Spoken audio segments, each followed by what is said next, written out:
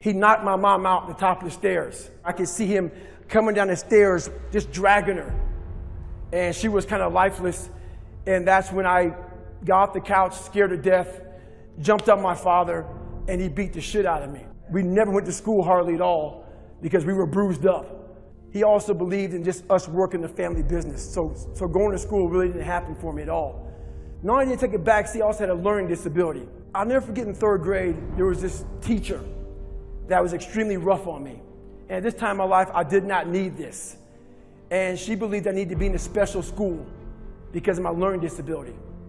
And this is where I was talking about, people always talk about manage your expectations. This teacher managed my expectations. She saw I had a learning disability. She saw I was socially unable to survive in this world. She saw I was messed up. So she managed my expectations. She said, we need to put David Goggins in a special school. I came from hell. And when you come from hell not knowing how to fight, this is what happens to you. What happens to you is you become a fucked up kid that cannot survive in society. I'll never forget one time during a basketball game, there was this coach, Mr. Trout. He knew me when I was a kid in that school when I was in third grade getting set back. Mr. Trout always loved me. This white man loved the shit out of me. I don't know why he did. But he was my JV basketball coach my sophomore year. The visiting team was at our home stadium. It was at the end of the game, and the visiting team started chanting. I was the only black person in the whole daggone stadium. They started chanting, nigger, nigger, nigger. That's all I remember. At that time in my life, that's all I remember. But now at 42 years old, I can look back on that time with clear eyes and a clear mind and see what Mr. Trout did for me. He went in that locker room where I was crying and upset, and he cried with me. This white man cried with me, but at that time in my life, I didn't see that. All I saw was red. I saw hate. This whole town hated me. Everybody's against me. My mind lost it. And for some reason, I couldn't sleep on my bed. Until this day, I don't know why the floor felt so comfortable. And at 22, 21 years old, I went from 175 pounds to 297 pounds. Fat, out of shape, insecure. I was everything everybody said I was going to be. That's what I was. And it makes you feel like shit. So I got a job spraying for cockroaches at nighttime. Not saying it's a bad job, but I didn't want to do it. So for about 6 months, I went around to your local eatery spraying for cockroaches. This one night I came home, the first thing I do, I walk in my living room, turn the TV on. First thing I do, and then walk back to to take a shower. And I would listen to the TV as I was trying to take a shower. This day changed my life. It held me accountable for what I wasn't facing in life. They're going through Navy SEAL training. And I sat down. I came out of the shower and I sat down. Something brought me back to sit down and watch these guys go through hell. I saw a ton of them quitting, ringing the bell. Ringing the bell means you quit Navy SEAL training. I saw them putting their helmet down. This went on through the whole show. And it finally got to the very end. There was about 15 to 20 guys at the very end. And this one statement changed my life. They were all sitting there in their dress whites. And this CO, this commanding officer, stands up in front of these men. And he looked sharp, and I could tell he stood for something. And he said, we live in a world where mediocrity is often rewarded. These men up here detest mediocrity. When you hear a statement like that, it forces you to think about yourself. I wasn't even fucking mediocre. I wasn't anything. I was at the bottom of the barrel of life. I chose the 4-lane highway for my life, the easy route, the route that has gas stations, the route that has fucking signs that say 20 miles to the next service stop.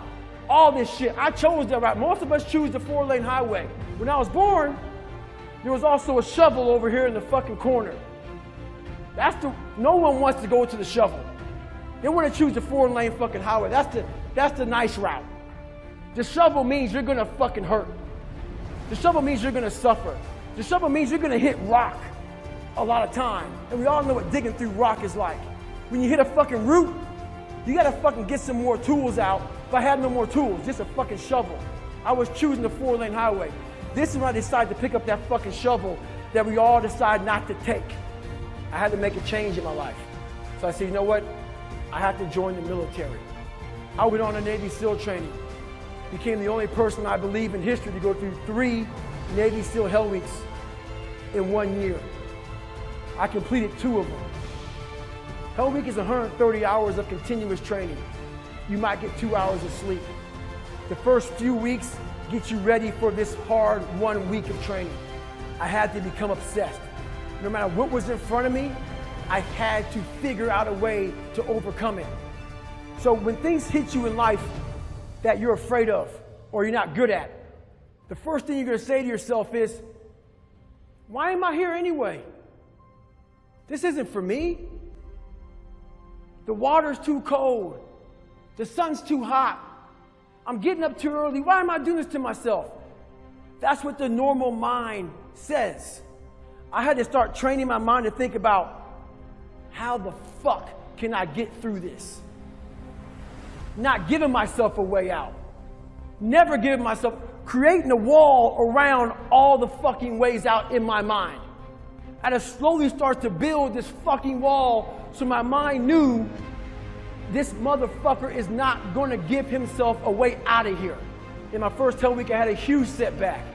I was broken. My legs were broken. I had double pneumonia. I got rolled back to day 1, week 1 of Navy SEAL training. I got through that second Hell Week. During the second Hell Week, I actually broke my knee.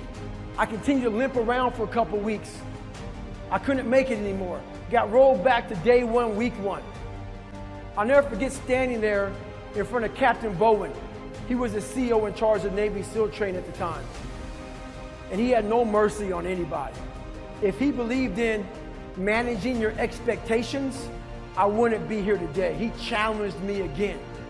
I was challenged my whole life, not by the mindset of managing expectations, by exceeding expectations, not by managing them.